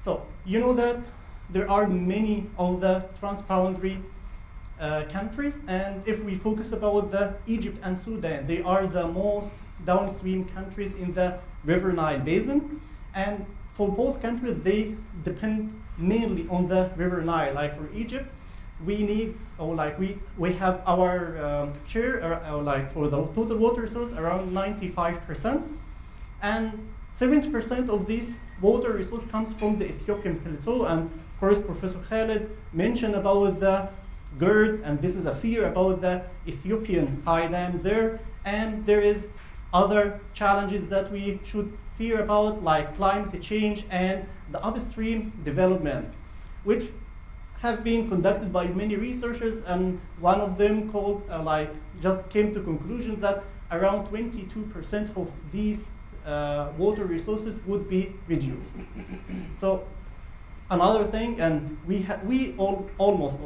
know about this. This is the agriculture has around 70% of the total water consumption within, not only for the whole world, but also within the region, within the Nile basin. And if we focus more, we find that Sudan hosts the largest irrigated areas, and there are many of the large-scale irrigation schemes. One of them called Gezira scheme, and its area is around 8,000 square kilometers. It's not working here. So this is actually Gezira scheme. As you can see, these are the irrigation schemes in Sudan. This Ethiopia, and this is one of the largest scale. Its area is around 8,000 square kilometers, like Lebanon. So it is a country inside the country, but only for agriculture.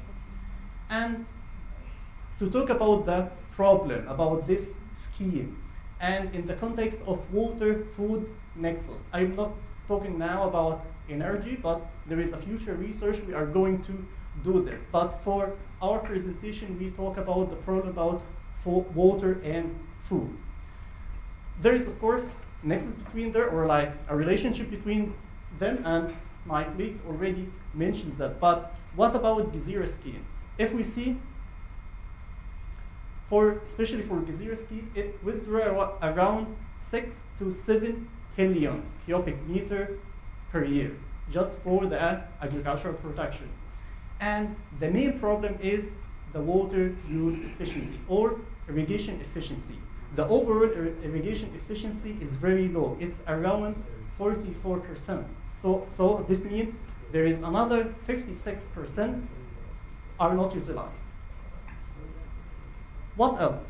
There is another problem about poor water distribution and wastage of water. And this is the main reason for the low irrigation efficiency there. This is one of my papers published in Advances in Water Resources last year.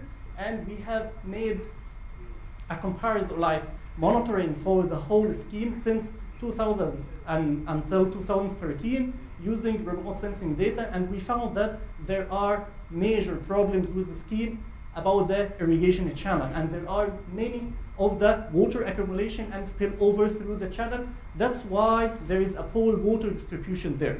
And you can see it was not been in Sudan before using pump to get the water to their farms. And there are also one of the photos that I took during my field visit about the irrigation channel there with weeds, and this of course decreases the efficiency of the irrigation system. Another factor, we are talking about rainwater. Egypt doesn't have any rainwater. Maybe it is like extreme events, but for Sudan, they receive within this area around 300 millimeter per year, and is not accounted for in irrigation schedule. For the basics of the irrigation, we should utilize the rainfall and give the supplementary irrigation. But in Sudan, this was also done in agricultural systems. I did this research in 2015, and we found that we don't utilize the rainfall. So this is one of the water. What about the food? One of the results of the analysis of what we have done, this paper was published as well in 2015. We have comparison about the water use efficiency. And we found that Gezira scheme, especially for the Gezira scheme, we made the comparison for 9 schemes all over the world, not only for the Arab region. And we found that Gezira scheme has the lowest number. I'm not sure if you can recognize the number. This is around 0.5 kilogram per cubic meter. And if you compare it with the others, we find that for the wheat, for Egypt, it is around 1.5 kilogram per cubic meter. So the productivity in Egypt is very high than the Sudanese. And if you compare it with other countries, you still find for the wheat, especially for the wheat, it is the highest. What about other crops? It is also have been recently published about the low crop productivity of other crops in Sudan. So this means that we have wastage of water, at the same time we have low food productivity. And of course, this is not the nexus that we are talking about. How to solve this? So this is actually the objective of my research, aims to enhance the understanding of water-food nexus in such a scheme, and taking the Gezira scheme, which is the largest scheme in all the world under single management, as a case study. So first, I'm presenting you a novel monitoring tool using remote sensing data to find out where is the water problem, and proposing new strategy to ensure the best use of rainwater.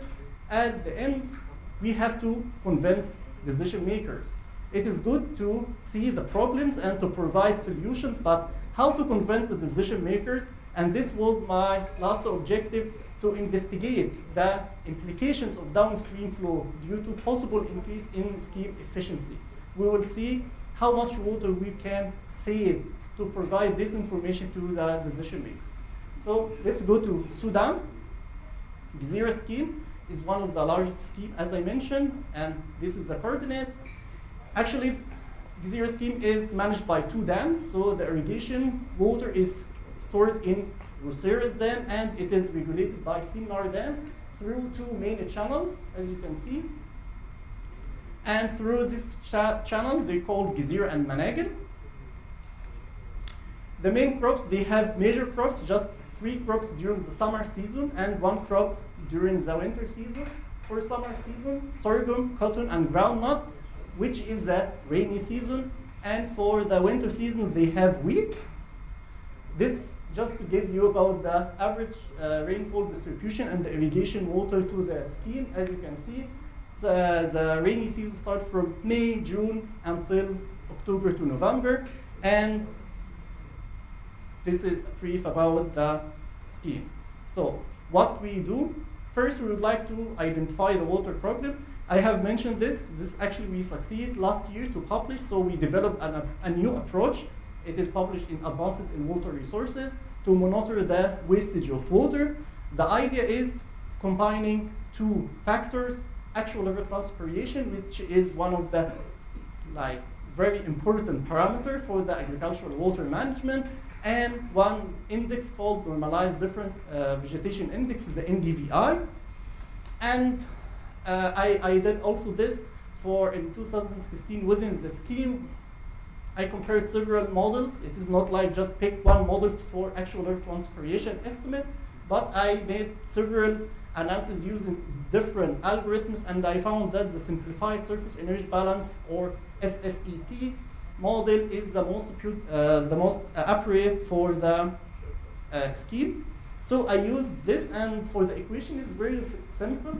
It is 1.2 as a factor multiplied by ETF, which is the evaporation fraction, which is utilized through remote sensing data, and we are using Landsat 8 for this study, and the reference evapotranspiration, which can be calculated by any of the FAO softwares.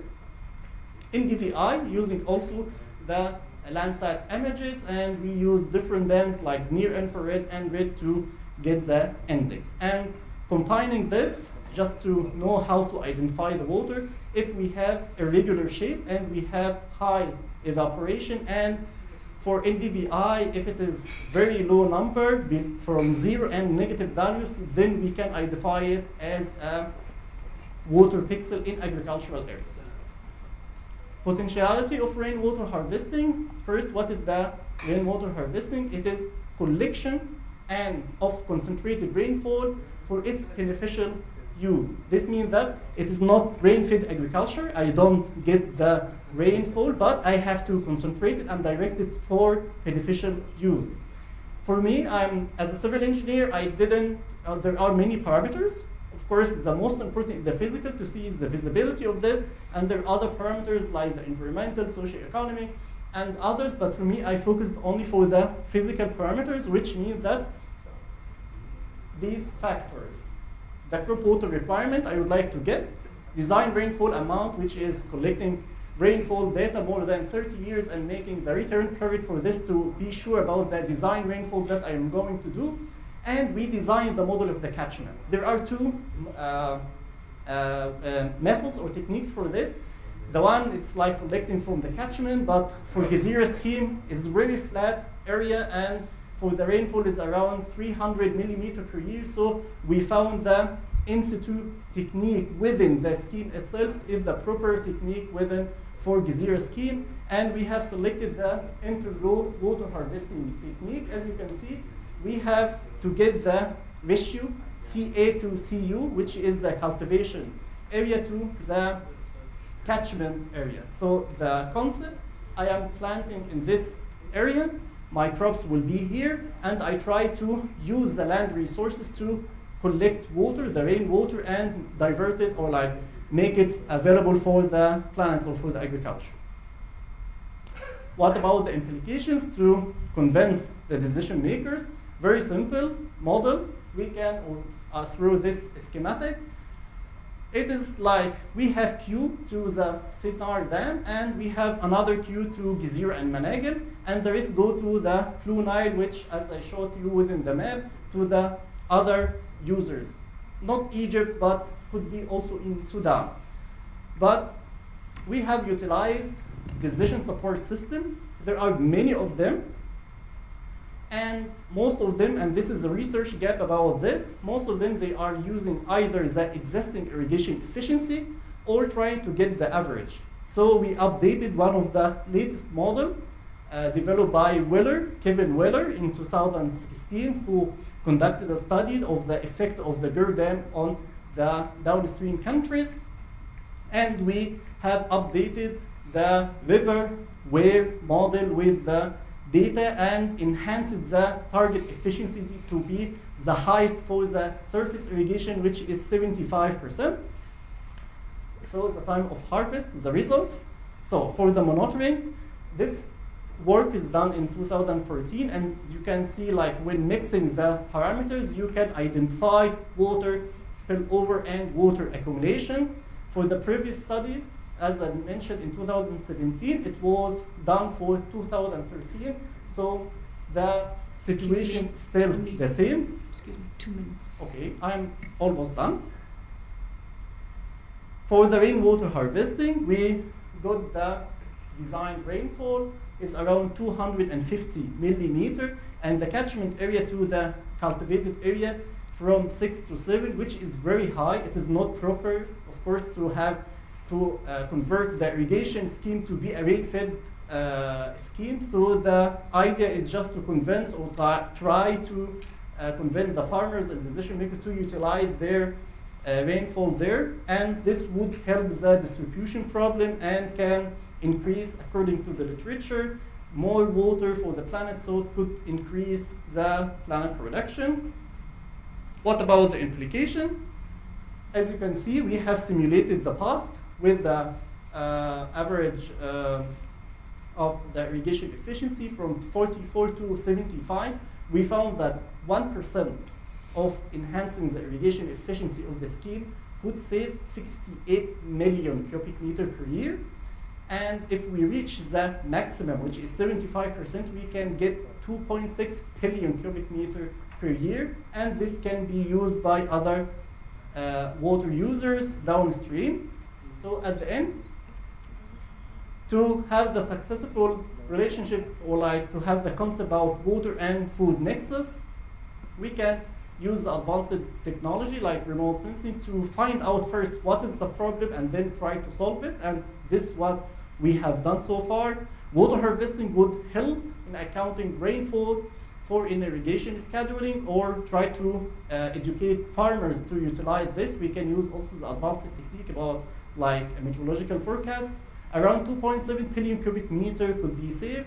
And for the food, once the reason is lack of water for food production, and that is why the productivity of the scheme is very low. So this can have the water and food nexus.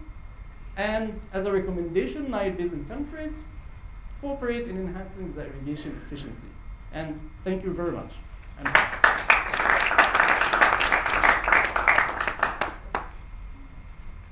Thank you very much for this interesting presentation. I think it was an excellent example to show how not only we have trade-offs and synergies between the sectors, but also between countries, and how one can take the nexus to the next level, the transboundary level. Thanks a lot for that. I think there was a lot of food for thought. Thanks a lot for these excellent presentations. I can imagine that there are questions, comments in the room. We do have a few minutes before we go to tea or coffee, so please, anyone. So there should be some.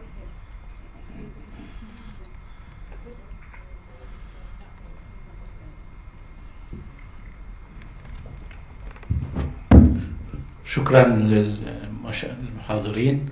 أنا اسمي عبد الله دروبي، كنت سابقا مدير إدارة الدراسات مائي باكسا. الحقيقة سؤالي كالتالي للزملاء الدكتور بشر والدكتور وليد والدكتور خالد. يعني نحن من سنة 1900 بس تعليق على الحقيقة، من سنة 1987 حتى الآن لم نقنع وزراء المياه يتعاونوا مع وزراء الزراعة. الآن أدخلنا عليهم أشياء الطاقة يعني. فالآن السؤال الحقيقة أنا يعني دخلنا الطاقة، ويعني هلا بدك تروح وزير الكهرباء يقول له والله أنا بدي تنسق أنت مع الزراعة لأنه عم تستهلك طاقة. أولا كمية الطاقة المستخدمة، مجمل الطاقة في المنتجة في البلد مستخدم في الزراعة، هل نحن عندنا إحصاءات عنها ولا لا؟ حتى نقنعوا الحقيقة. نحن مثلا وزراء الزراعة والمياه بيعرفوا على أنه 85% كلهم بيعرفوا الرقم، وأنا حعلق عليه بكرة الحقيقة، ولم يتغير شيء من 1987. هذا الرقم وضع 1987 وحتى الآن لم يتغير في شيء. الآن إذا بدي أجيب له أقنعه بالكهرباء، بدي أقول له إنه والله الطاقة الزراعة أو المياه تستخدم حوالي 80% 70% 60% من إنتاج الطاقة.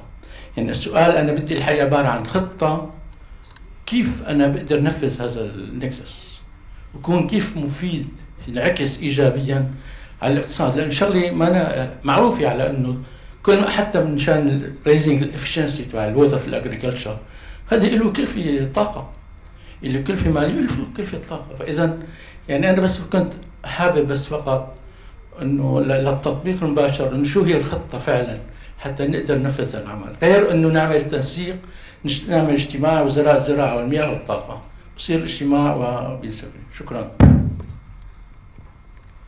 آسف للتعليق. شكرا دكتور دروبي على هذه النقطة الهامة. هو أولا رقم 85% اللي بيروح من المياه بيروح للزراعة، هذا الرقم اختلف بعض الشيء في تقرير الوضع المائي اللي نصدره في سداري وفي المجلس العربي وتحت مظلة جامعة الدول العربية. لما اختلف شوية بعد ما أدخلنا موضوع المياه الزراعات المطرية. يعني ال 85% دي غالبا كلها بتبقى زراعات المروية، ولكن زي ما أنا ذكرت في البرزنتيشن بتاعتي في حوالي 98 مليار متر مكعب بزراعات مطرية. هذه الكمية is unaccounted for، محدش بيحسبها ولا بيقول قد إيه منها بتروح في الزراعات المطرية. فلو دخلناها في الحسبة هيطلع الرقم مختلف شوية عن 85 دي. أيضا لو دخلنا الموارد المائية نفسها المطرية. لكن عودة لموضوع وزراء المياه والزراعة والطاقة، هو مش بالضرورة ان هم يقعدوا مع بعض يعني الوزارات الثلاثة، ولكن حتى في داخل مجال او قطاع المياه لو احنا اخذنا في اعتبارنا قد ايه تكلفة الطاقة المستخدمة في الاستخدامات المختلفة للمياه، دي مش محتاجة ان احنا يعني يبقى في اجتماع لوزراء الطاقة والمياه، انما احنا ناخدها في الاعتبار. تحليل البيانات نفسها وتحليل السياسات نفسها ممكن ان هو يكون واخد في الاعتبار تكلفة الطاقة او استهلاك الطاقة قد ايه، زي ما هو الحال بالنسبة للمياه في الاستخدامات انتاج الغذاء بصفة عامة. فاحنا نحاول، طبعا انا عارف انها عملية صعبة، ولكن اعتقد ان ممكن حتى على مستوى الخبراء نصل الى سياسات مائية في قطاع المياه واخدها في اعتبارها الامور الاخرى، الطاقة والغذاء. Thank you, Mr. Chair. I think I would go back to something we worked on together, which is it was when UNESCO and FAO with the Arabian Gulf University, three of us are here at the same time, when we brought together successfully high-level officials from the Ministry of Agriculture and the Ministry of Water in the entire Arab country. And also Dr. Abu Zaid was with us there. I mean, it was a big meeting we had in Bahrain last year.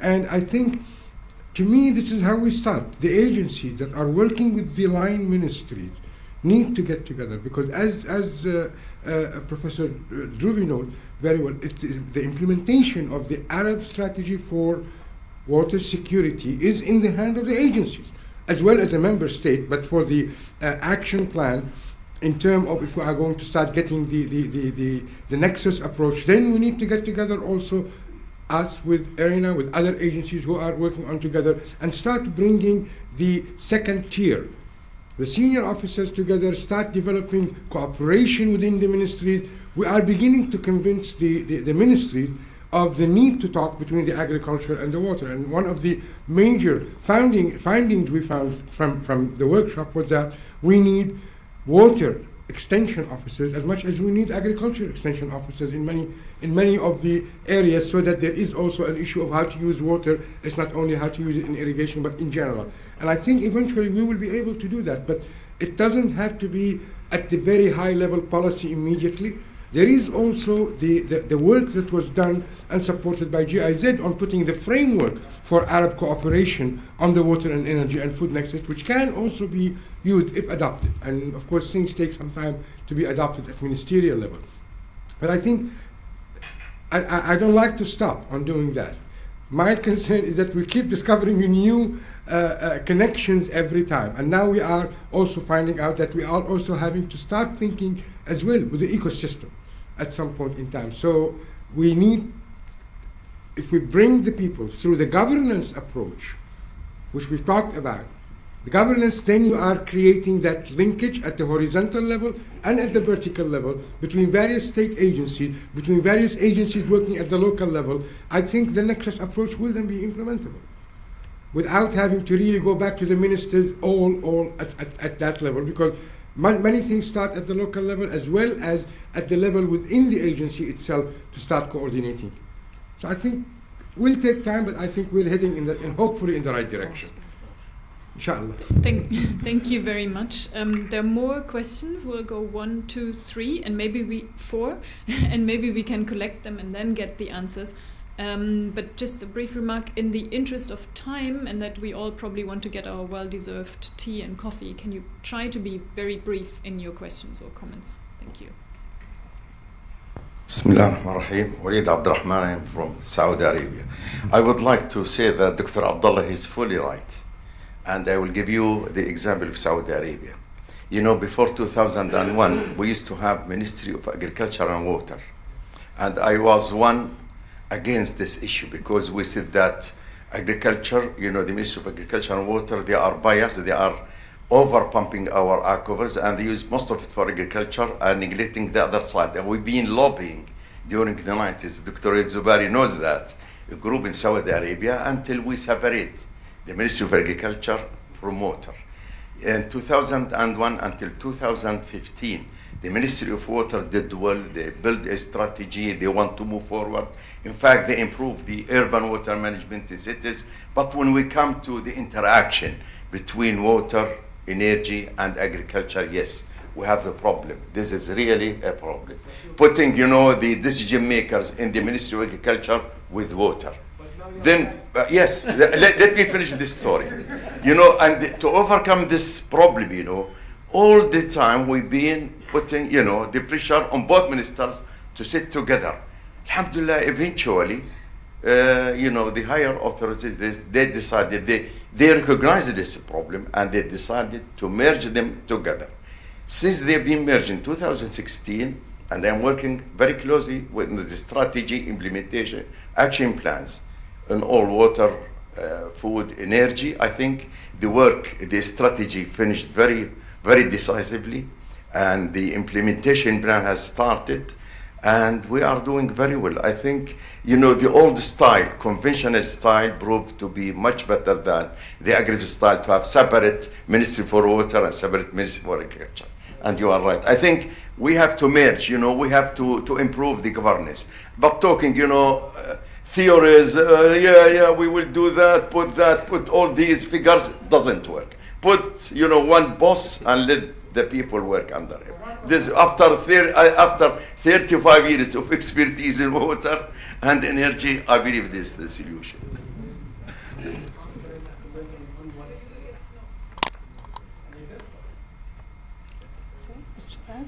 Yeah, my name is Nisreen Laham. I work at GIZ Cairo office at the Nexus Dialogues program.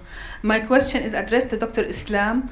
Have you tried to disseminate the results of this interesting study to the policymakers in Sudan regarding these impressive numbers, saving 68 cubic meter of water, raising the efficiency by 1%?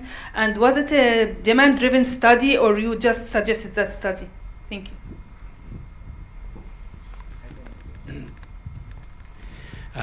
I'm Dr. Ghassan Al-Afman. I'm a pediatric respirologist. Yes, I'm a clinician. Practicing clinician who have significant interest in recognizing the resources depletion of water worldwide. I came to this point after engaging in the health city initiatives we got recently accredited by the WHO as a Yarmouk Health City. And due to my interest, I recognize, thank you so much, you gave me a lot of knowledge today, but I see the emphasis is on the two sectors of significantly the governmental, the ones that control the water.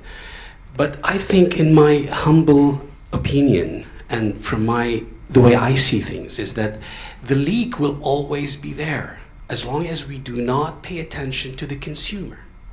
I mean, sorry for this, but imagine that with every, excuse me for this, but for every toilet use, you deplete about 15 liters of water, and it just goes for nothing.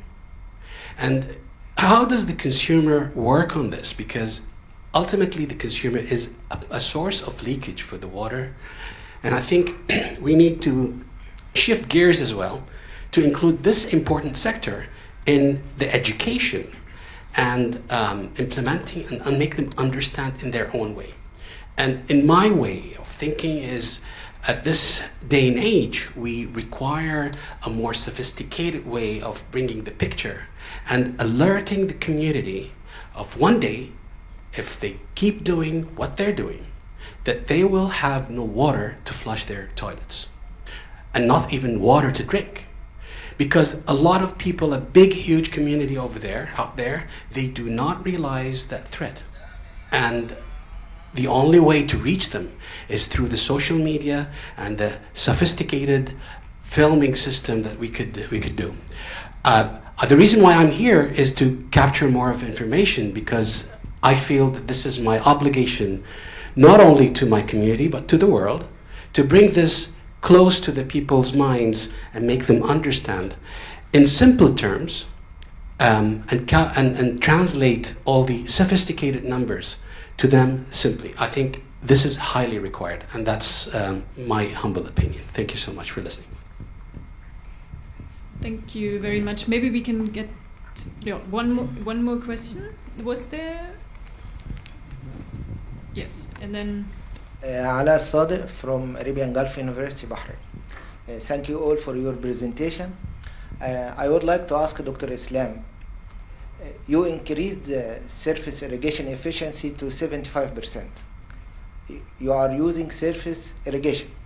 And as you know, the maximum efficiency for surface irrigation is 65.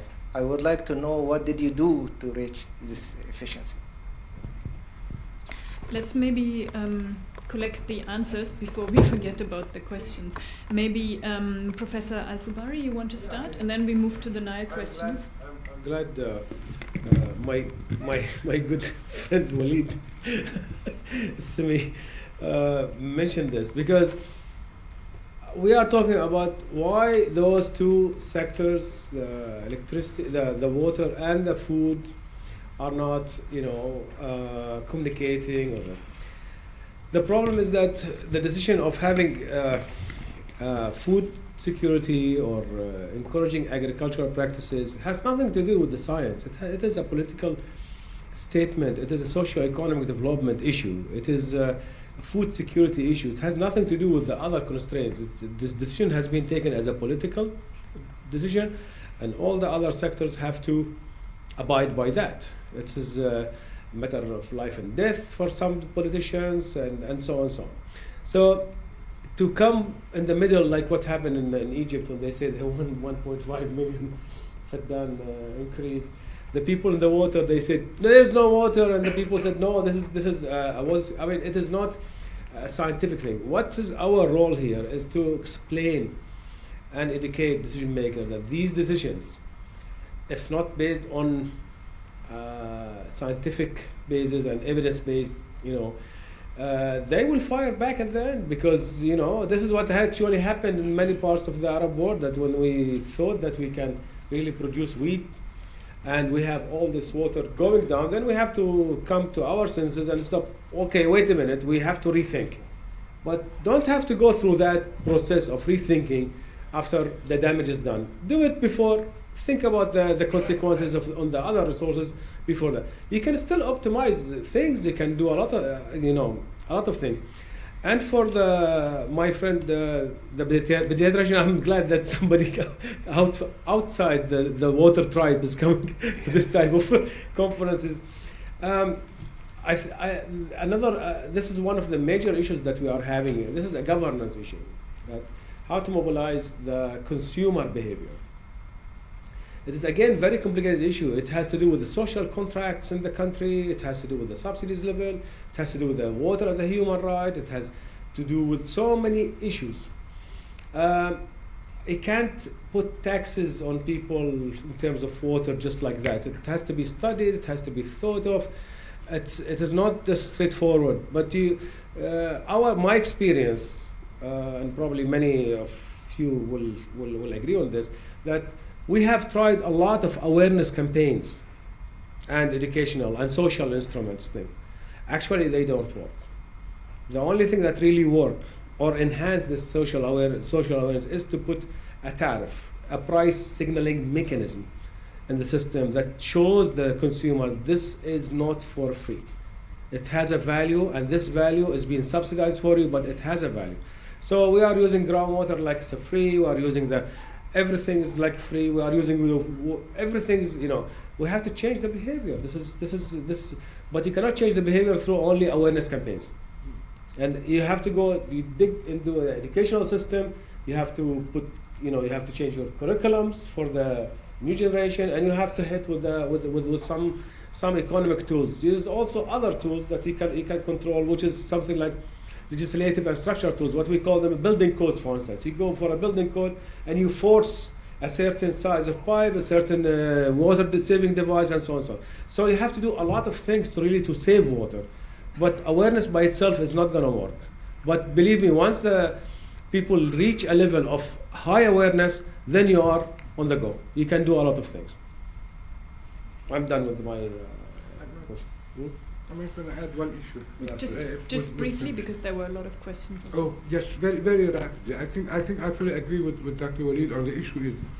It's not only awareness, and at the same time agree with him that you cannot just put taxes anytime, because you have to realize the issue of equity. That is, you don't want to be in a situation where you are making a trade-off between equity and sustainability, because if you really think about it, sustainability is the equity of the future generation. If you think about it from that point of view, then you have to make sure that you don't stifle people's economic life, because it is part of what sustains the society, and at the same time you have to maintain the equity for them. So awareness will make them accept decisions, will make them change their lifestyle, but it's not enough. And at the same time, taxes are not going to be alone enough, because you can create some social issues if you don't address them appropriately with the equity system. And thank you. Thank you. So Dr. Islam, would you respond? So thanks for your questions regarding to Dr. Nisreen. Yeah, for decision makers, the Sudanese decision makers, I was invited for a workshop in 2016 after I did my PhD in Germany to present the results, and it was hosted by Khartoum University Faculty for Engineering, and I have presented my results about what we have found, because it was a project in Germany, so we had to do it.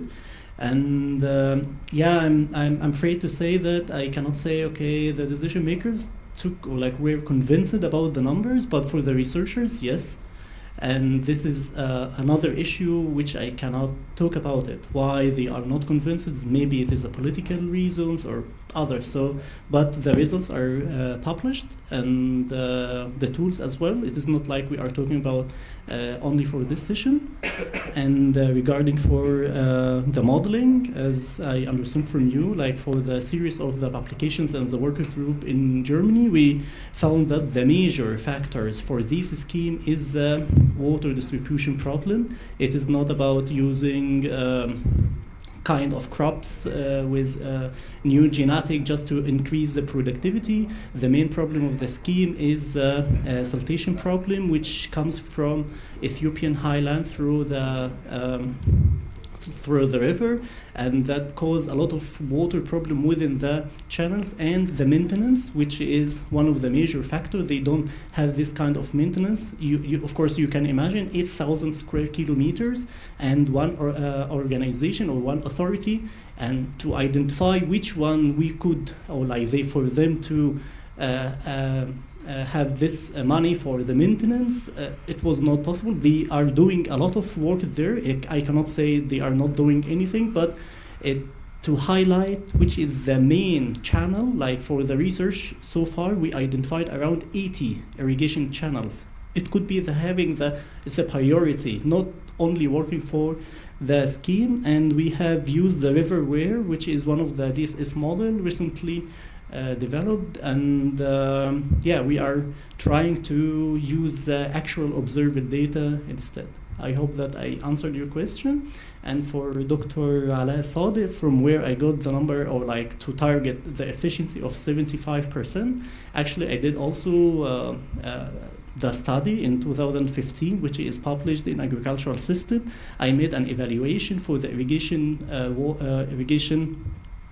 use efficiency for the whole scheme since 1950, and it was really a good example that the efficiency was 75% for Gezira scheme until 1990. And if we talk about changing about the policy, in 1990 in Sudan they changed the responsibility of irrigation from the Ministry of Water to the Ministry of Agriculture. And what they did, they have the crop policy, or like the open crop policy. Then they asked the farmer to plant whatever the free crop policy, and they diverted a lot of water in this regard.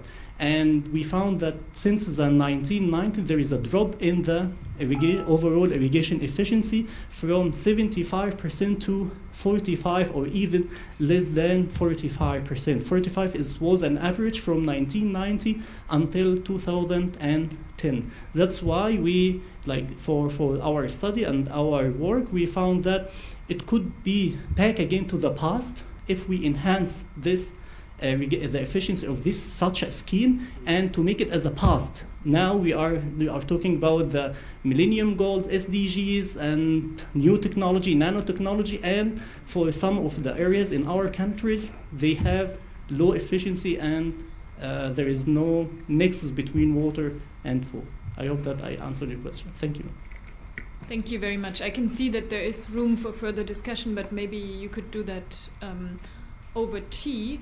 Before I hand to my distinguished co-chair for closing the session, I just wanted to make two brief remarks. One is, if you're interested in this Nexus project by the German government and the European Union, my colleague Nisreen has some fact sheets for you that you can collect there to read a bit more. And I also wanted to thank you for speaking English so much. I realize I'm the only one in the room, it seems, for whom you did that. So I feel very honored. Thank you very much. I'll work on my Arabic. شكرا. أحب أولا أعقب على دكتور عبد الله دروبي، معلش في قبل لا نختم. دكتور عبد الله، يعني في بلد فقير مثل المياه في الكويت في مصادر المياه الطبيعية، هل تتوقع أن إحنا رح ننتج مثلا 600 مليون جالون وإحنا ما نعرف احتياجات الغذاء ولا نعرف كثر متطلبات الطاقة؟ أو بالعكس، هل الطاقة رح نبني محطات تولد الطاقة وإحنا ما نعرف احتياجات المياه؟ يعني حقيقة ترى هذا الكلام يعني في الوزارات يمكن إحنا عندنا استراتيجيات مرتبطة مع بعض. لا يمكن رح أنتج مياه وما أعرف احتياجات الغذاء أو الطاقة أو متطلبات السكان. إحنا بير كابيتا نشتغل. فحقيقة لا، في تعاون وفي استراتيجيات وفي تطوير. يعني لو الغذاء ما قدروا يحصلون احتياجاتهم من عندنا من الوزارة اللي هي المياه المقطرة، لازم ندور لهم على بديل. البديل مثلا والله مياه جوفية، نشوف مثلا مياه المعالجة للزراعة. فلازم نكمل بعض، وبالأرقام لازم تكون معروفة كوزارات وكحكومات وكدول. الترابط موجود باي ديفولت، أنا أعتقد الترابط موجود باي ديفولت. عموما باسم وزارة الكهرباء أحب أرحب فيكم وأشكركم شكر جديد كثير على المشاركات وعلى هذا الموضوع الجميل والصعب، واللي كل واحد تناوله بطريقة وبمنهجية مفيدة تتكمل مع بعض، يمكن يمشي من ضمن عنوان المؤتمر اللي هو التكامل. شكر خاص للدكتورة سوزان، شكر لزملائي واللي شرفونا العلماء الباحثين في هذه المواضيع المهمة، وشكر للحضور جميعا. أشكركم.